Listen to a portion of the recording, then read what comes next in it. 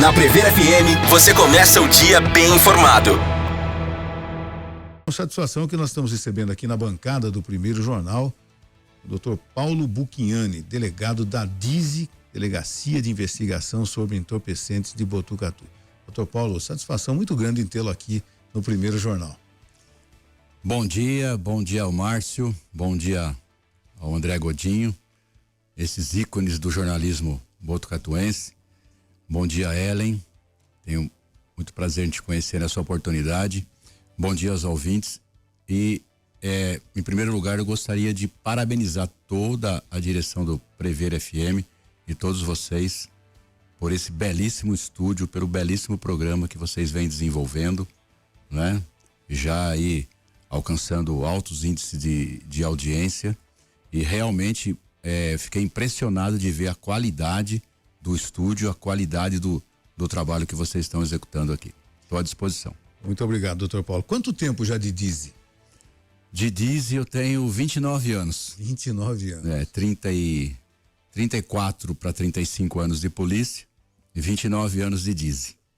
Imagino quantas histórias, quantas ocorrências, quantas madrugadas intermináveis atendendo ocorrências na DISI, não, doutor Paulo? É verdade. Graças a Deus, eu sempre digo o seguinte, Deus me possibilitou ter sempre uma equipe à altura, né?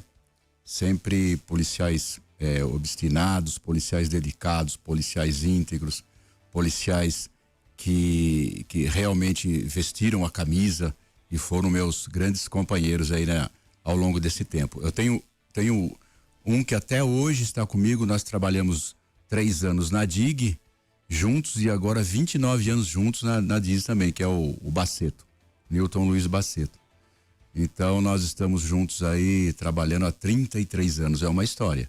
E tem os demais, uns 20 anos, outros 15 anos, né? Alguns nesse caminho aí também já faleceram, mas como eu sempre digo, né, e já disse, Deus me abençoou de ter pessoas íntegras, honestas e competentes ao meu lado, que me possibilitou estar aí hoje há 29 anos na DISI. André, eu fico imaginando, né? Você fez, o André já tem quanto tempo de rádio, André?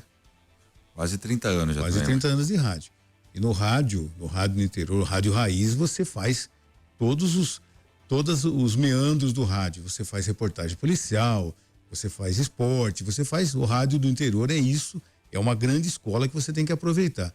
Imagino quantas vezes quantas vezes nós entrevistamos o Dr. Paulo Buchignani, normalmente começo da manhã, quando ele varou a madrugada atendendo uma ocorrência, né? Pois é, eu tinha ainda a frequência de ir até o plantão. Verdade. Todo santo dia, com a saveirinha do Lunardi, ia lá fazer a captação das informações do boletim de ocorrência. E quando tinha uma ocorrência de vulto, é claro que a gente acionava o delegado. O doutor Paulo sempre foi muito solícito, uma pessoa muito gentil. E todo esse tempo, doutor, como é que o senhor enxerga a transformação da segurança municipal aqui em Botucatu? E o senhor viu várias drogas, inclusive, surgirem, né? Nascerem. Trabalhar com as básicas lá naquele começo, quando o doutor Paulo entrou na DISI, depois fez aquele caminhão para conscientização. Acho que tudo isso contribuiu para o que a gente tem hoje. Não é isso? Como é que o senhor enxerga essa transformação nas últimas décadas da segurança pública aqui no município, principalmente relacionada a drogas?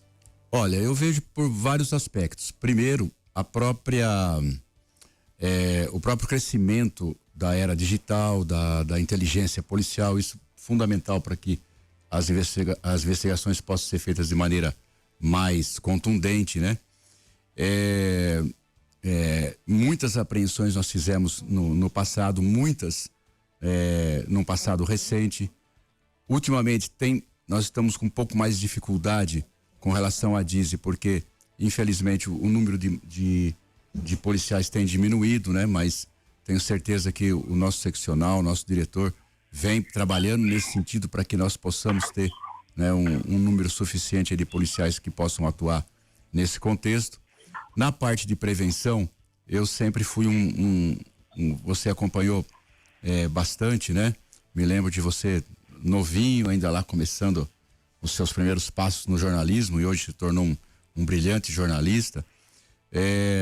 Eu sempre fui um entusiasta da prevenção. Isso porque ali no dia a dia, vendo que as prisões e as apreensões, mesmo significativas, né, elas pouco contribuíam, Márcio, para que nós tivéssemos lá no final da linha uma diminuição significativa de usuários. Infelizmente, o problema da droga é que existe um número muito grande de usuários, quer em Botucatu e quer em qualquer lugar do mundo, né? A preocupação, ela é muito grande nesse sentido. Então, eu acho, ao longo desses 29 anos, e desde lá, bem atrás, eu já tinha a convicção de que o maior canhão que nós podemos apontar para o uso e tráfico de entorpecente é através da educação, através da prevenção. Então, nós fizemos campanhas naquela época, montamos o caminhão que foi inédito no Brasil, né? O caminhão de prevenção e educação com relação às drogas. Hoje não existe mais. E vamos dizer assim, a grande falta que eu sinto dentro de um cenário estadual e nacional, por que não dizer, é uma campanha forte, uma campanha eficiente, uma campanha bastante incisiva com relação ao uso de entorpecente. Nós vemos hoje no Brasil tantas campanhas, e nós passamos por isso, né, Márcio? Claro. Desde aquela campanha, a campanha forte, quando do surgimento do HIV, né, que todos nós passamos, os mais jovens não se lembram, as campanhas de prevenção a tanta coisa. Hoje nós temos prevenção do câncer de mama, prevenção do câncer de próstata, prevenção de tantas outras situações, e vocês podem notar, e os ouvintes também podem notar, que nós não temos uma campanha institucional, vamos dizer assim, de prevenção às drogas. E isso seria muito importante, né? Toda a família, todo pai, toda mãe que nesse momento estejam me ouvindo e que tem um problema familiar com a droga, sabe o que eu estou dizendo. Infelizmente, quando se entra nesse caminho, é muito difícil a volta, muito difícil. Segundo as estatísticas de cada 20 viciados, aproximadamente, que são internados em clínica de tratamento, a recuperação gira em torno de 5%. Né? Então, de cada 20 são um. Um que se recupera, né? Então, é um caminho muito doloroso, um caminho doloroso para o usuário e um caminho doloroso para a família, onde a família toda se desestrutura, há perda patrimonial, é uma dificuldade muito grande. Então, analisando tudo isso, de um lado, né, da mesa, e do outro lado, a gente fazendo as prisões e apreensões e caminhão e toneladas e etc., a gente via que tudo que a gente fazia em termos de prisão, claro que é o dever da polícia, é a função da polícia, né? E hoje nós temos em Botucatu uma polícia, as forças de segurança extremamente atuantes, a Guarda Municipal faz um trabalho maravilhoso, a Polícia Militar faz um excelente trabalho, né? Então, hoje, nós temos muita gente, muitos policiais fazendo esse trabalho de repressão, que nada mais é do que a prisão de traficantes e a apreensão de drogas, mas no outro ponto da linha, nós também temos visto, né, infelizmente, o aumento de pessoas usando droga. E volto a frisar, não é Botucatu. Toda cidade, infelizmente, registra esse aumento. Por quê? A gente vai, por exemplo, numa única biqueira, a gente faz uma investigação, faz uma prisão, faz a apreensão, e o próprio rapaz, o próprio menino que está ali vendendo, né, em uma única biqueira, ainda numa vila humilde de Botucatu, ele diz o seguinte: eu vendo 1000 porções por dia, e se tivesse mais, eu venderia mais. Então, numa única biqueira, num local de periferia, uma vila pobre, né, uma vila humilde, 1000 papelotes por dia ele vendia. Então, vocês imaginam o que tem de usuário consumindo. Isso numa única biqueira, né? Então, por isso que eu acho que nós só vamos, e eu tenho dito isso há muito tempo, nós só vamos conseguir chegar num nível melhor o dia que nós tivermos uma campanha de prevenção institucional forte, eficiente e eficaz. Principalmente nas escolas, né?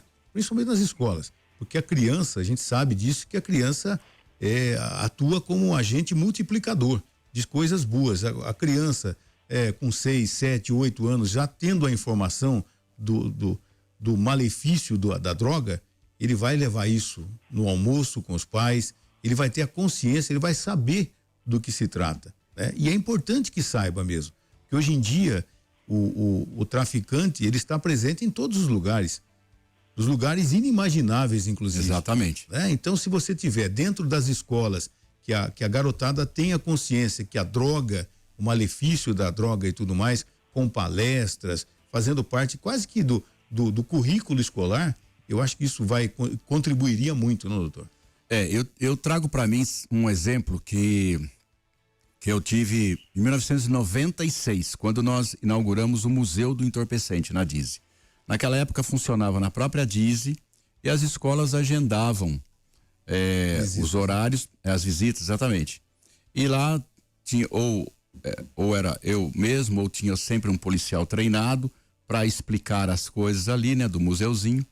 E uma certa ocasião, uma classe foi com crianças, como você falou, na faixa de 10 anos de idade, foram lá, visitaram, a gente sempre tinha um brindezinho para passar para eles, né, para cativar, né, para estender o braço de amizade, porque a polícia, ela é estigmatizada, viu, Márcio?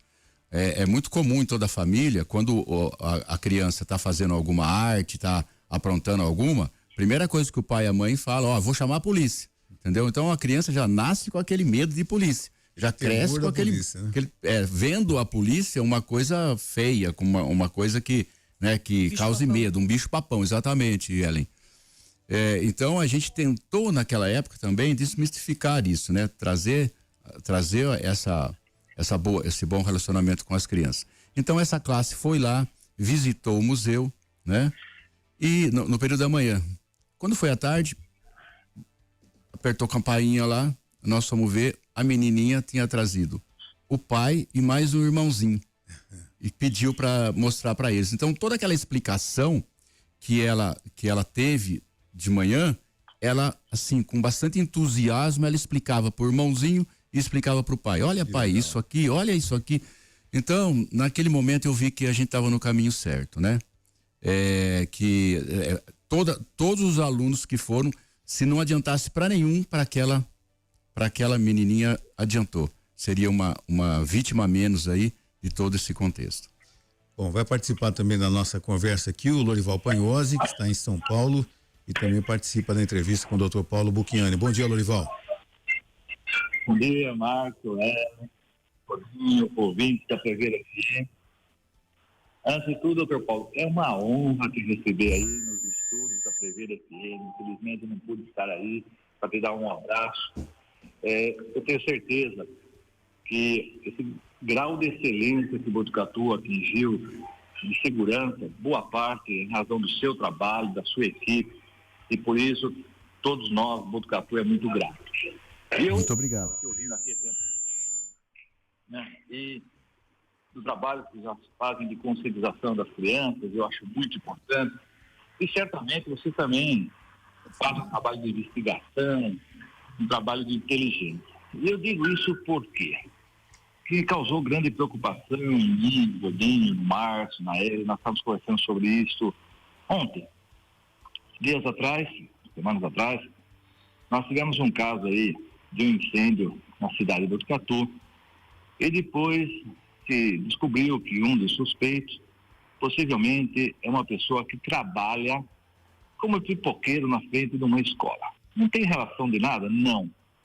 Eu digo isso porque certamente vocês devem fazer um monitoramento das pessoas que estão na frente das escolas com recorrência, seja fazendo um trabalho, a maior parte, 99%, são todos honestos, ninguém aqui está acusando ninguém, mas, como o senhor disse mesmo, né? O traficante, o bandido, ele é oportunista, e a criança, para ele, é a porta de entrada, realmente, né? Daí ele criar um mercado, criar um consumo, e a gente tem que se preocupar muito com isso. Eu me preocupo, eu tenho filhos, tenho neto, o Márcio também, todos nós aí. E certamente você deve estar fazendo isso, né, doutor? Monitoramento de assim, Pô, o que você tanto tem aqui na frente dessa escola se você não tem filho aqui? Olha, porque você que está trabalhando aqui, deixa eu ver a tua ficha, né, o teu documento, quem é você, de onde você veio, o que você fez, qual o seu antecedente? Porque para mim, doutor, a parte mais preocupante é a criança, né? Porque se a gente conseguir dar o que o senhor já está fazendo, esse trabalho de conscientização, e do outro lado também impedir que esses malandros, esses bandidos tenham acesso a ela, a gente vai realmente conseguir diminuir isso daí. Vocês estão fazendo isso, né, doutor? Todo mundo que está na frente da escola está sendo monitorado hoje? Bom dia, meu amigo Panhose. Primeiramente, repetir as palavras iniciais, cumprimentar você pela excelência desse estúdio, pela magnitude desses complementos todos e principalmente por ter os craques, né? Márcio e o André Godinho aqui na bancada. Esses são craques da comunicação botucatuense, muito bem auxiliados aí pela Ellen, né? Eu tive o prazer de conhecer hoje, então parabéns, viu, Panhose? Muito bom, fiquei impressionado com o estúdio aqui e com a qualidade de todo o trabalho. Bom, hoje, com relação a essa indagação que você fez, tanto a Polícia Militar como a Guarda Municipal, eles possuem sim a ronda escolar. E nós recepcionamos lá na DIS, por diversas oportunidades, flagrantes e também ocorrências de uso de entorpecente no entorno das escolas de Botucatu. E digo isso que acontece até com certa frequência, né? E isso é justamente ao trabalho das forças de segurança, que eles têm policiais já específicos, que conhecem a movimentação, conhecem quem são as pessoas que rodeiam ali a escola, né? Ou que trabalham nas portas da escola, vendendo uma pipoca, vendendo um algodão doce, sabem em cada uma das escolas qual é o uniforme, eles veem pessoas nas proximidades da escola que não estão uniformizados, não tem por que estar ali, né? Então já é feita a abordagem e realmente é uma preocupação que você tem, bastante fundamentada, porque o traficante justamente ele quer angariar os usuários de droga, quanto mais melhor.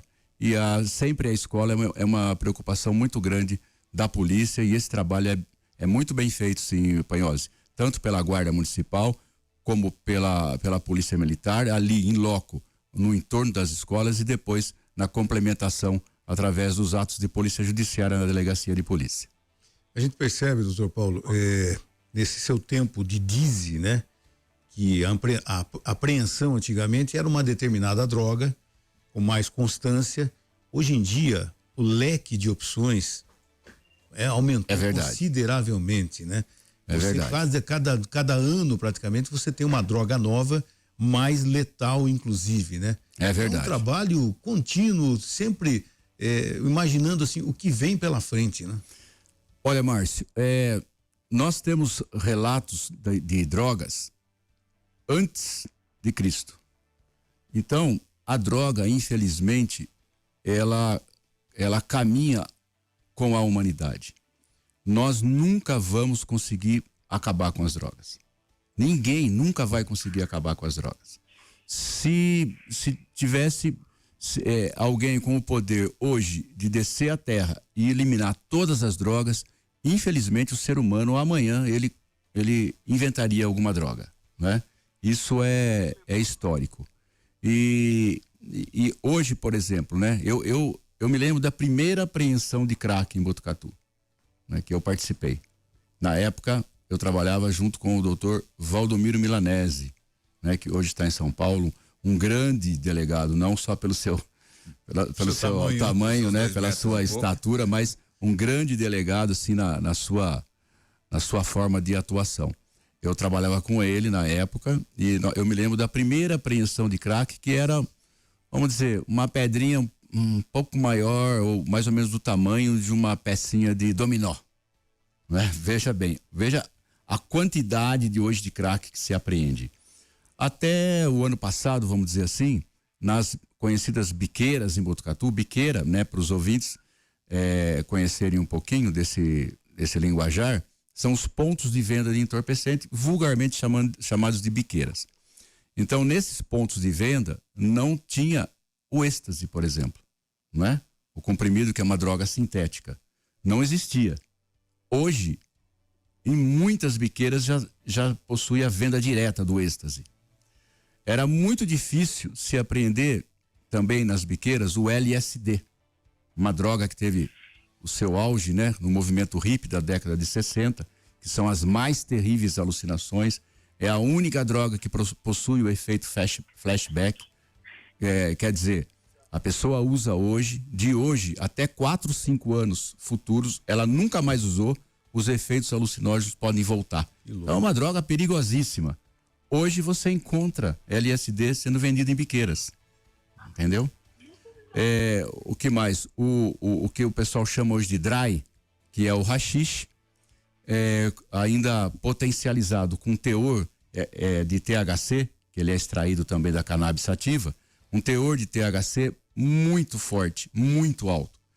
Então, infelizmente, a droga ela vem se diversificando ao longo do tempo e sendo encontrada também, né, em diversas biqueiras da nossa região, em Botucatu, da nossa região e de todo lugar, o Márcio, infelizmente. Doutor, uma questão.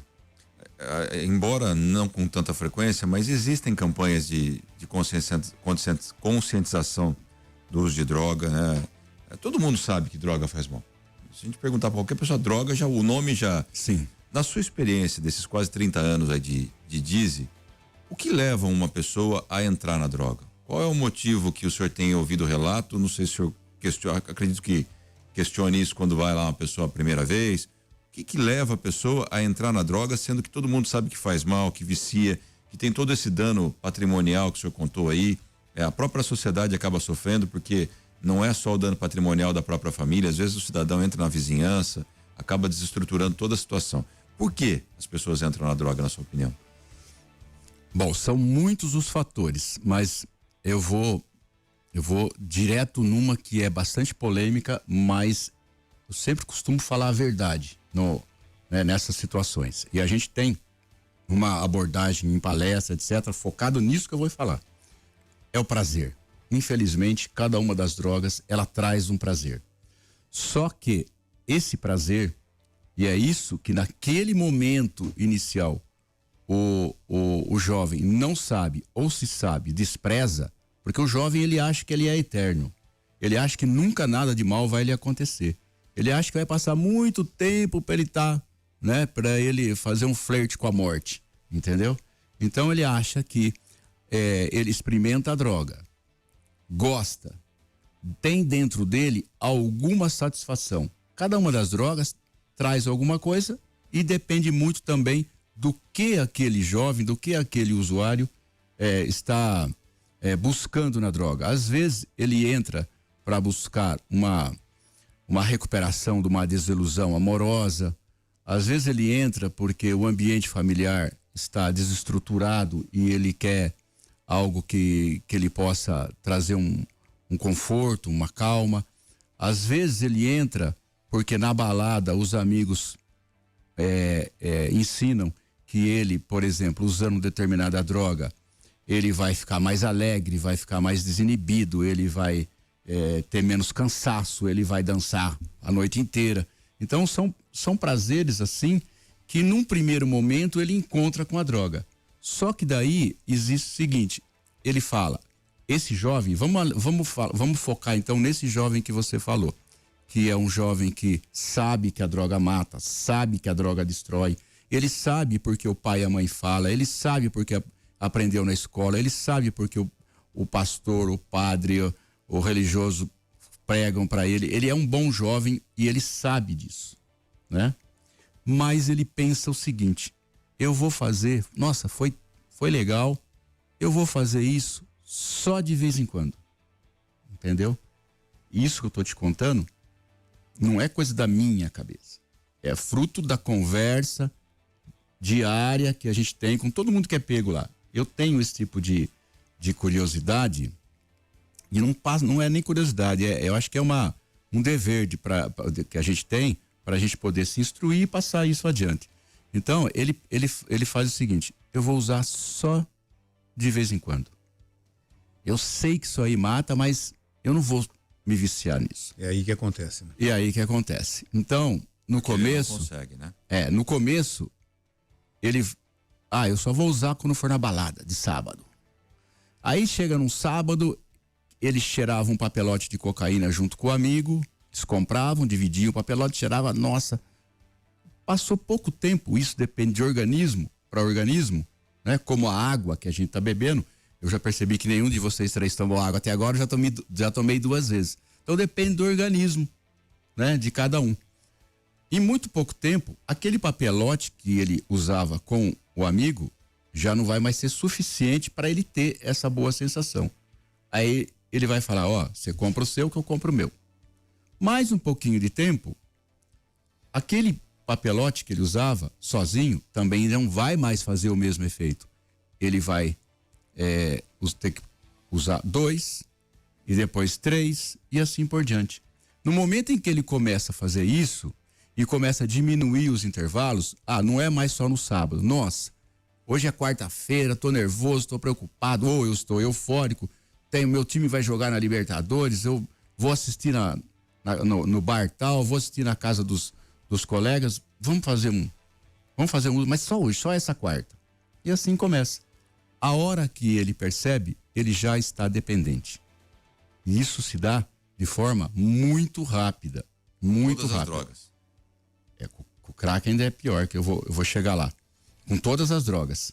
E ele a hora que ele percebe, ele já está dependente.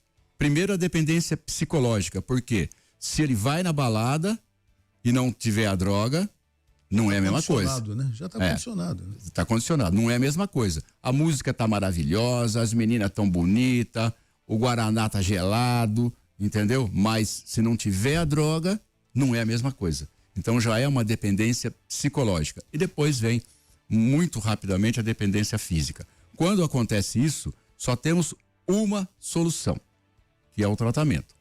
O tratamento em clínica especializada, com profissionais especializados. É um tratamento muitas vezes doloroso, que é muito difícil, um tratamento muitas vezes que é muito caro, clínicas de recuperação aí são caríssimas, né? E aí é toda a história que a gente já sabe. Só que tudo isso que eu falei, todo esse histórico, quando se chega no crack, esqueça. Pode esquecer. Porque o crack, 8 segundos depois da primeira tragada, o cérebro já está danificado e de maneira irreversível. E basta para muitos desses jovens, uma única vez que usou o crack, já pode ter viciado o organismo. Que loucura. Gente. Então nós tivemos muitos casos.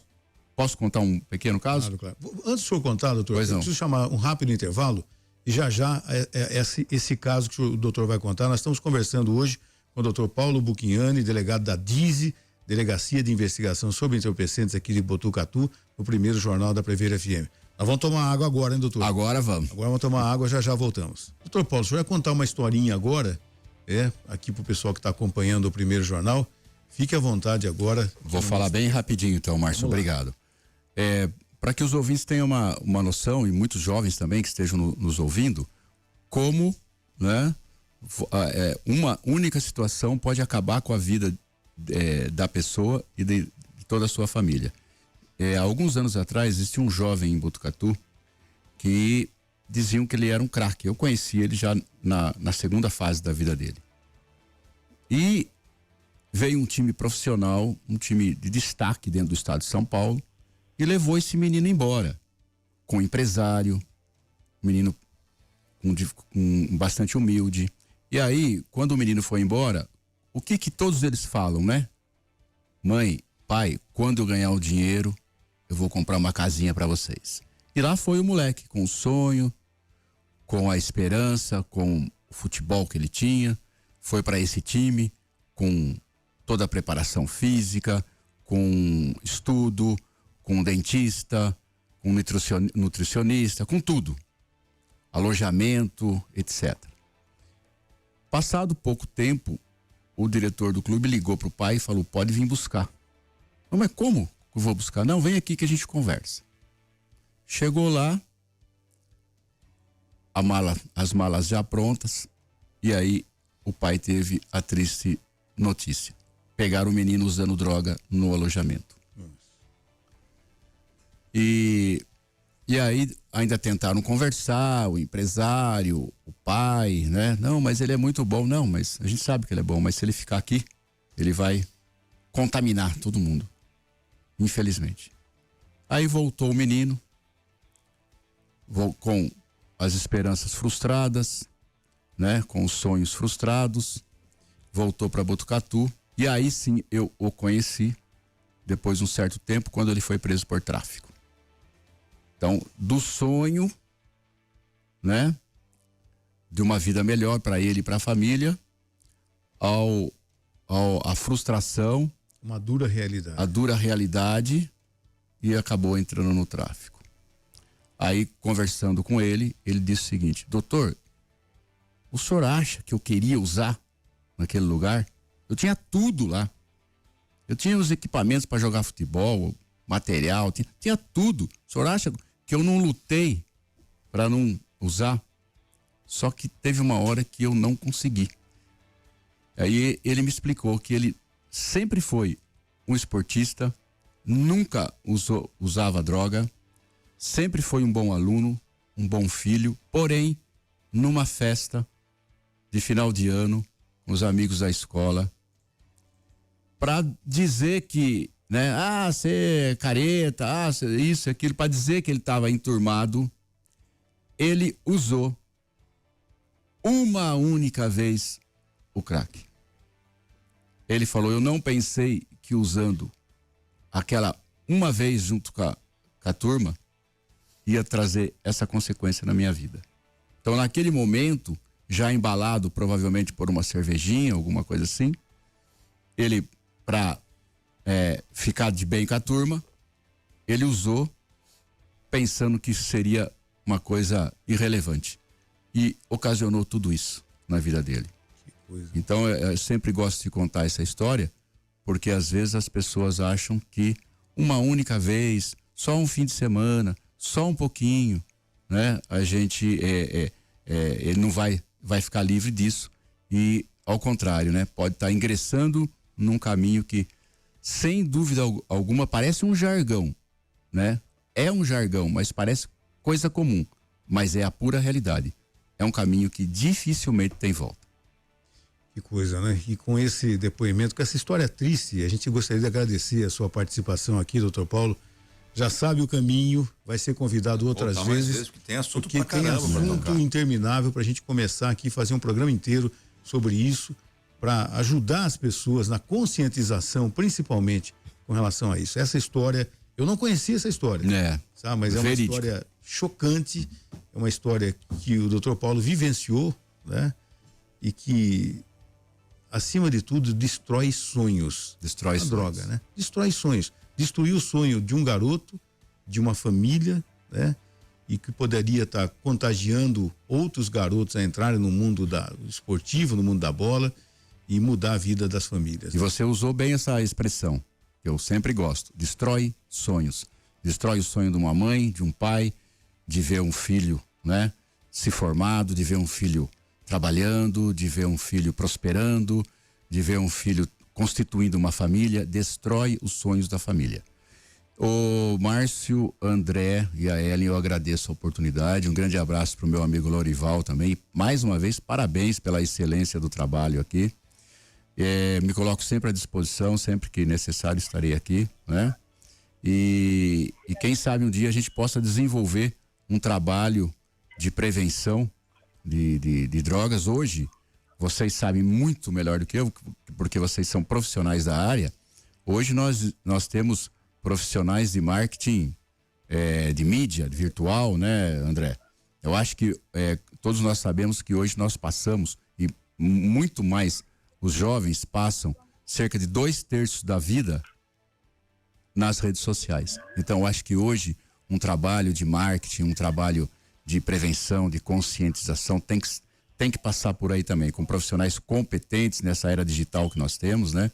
Para que a gente possa um dia... Eu tenho um plano de prevenção, né? de drogas, e quem sabe a gente um dia possa colocá-lo aí para funcionalidade dentro da nossa municipalidade aqui de Botucatu. Tenho certeza que o Lorival está acompanhando a gente lá em São Paulo e também vai se despedir do Dr. Paulo. Estou acompanhando sim, Marcos. Alô, tá me ouvindo? Oi. Estamos ouvindo. Tá, obrigado, doutor, pela entrevista. Quero que volte, doutor. O tempo é curto, mas eu quero que o senhor volte para falar sobre assuntos polêmicos, que é o cigarro eletrônico, que a gente vê muita criança, jovens usando. Falar sobre a própria maconha, que tem gente que diz que a maconha não é droga, ela é vinho, maconha não vicia. Essa conversa é muito errada, doutor. Eu quero que volte para falar. Gente, às vezes chega perto de mim e fala, não, maconha pode usar, maconha não vai viciar, vai sim. Cigarro eletrônico, vai sim. Então, doutor, quero que volte sim. Vamos fazer um trabalho de conscientização, que nem esse relato forte que o senhor contou. É importante que a gente reproduza ele para os nossos filhos, para eles terem essa percepção e essa informação tão importante, doutor Paulo. Muito obrigado de coração por o senhor trazer esse seu conhecimento, essa sua experiência para todos nós aqui de Botucatu. Obrigado, Lorival. Um grande abraço. Conte comigo, estarei sempre à sua disposição aqui, do pessoal da bancada e dos ouvintes. Você ouviu Primeiro Jornal Prefeira FM.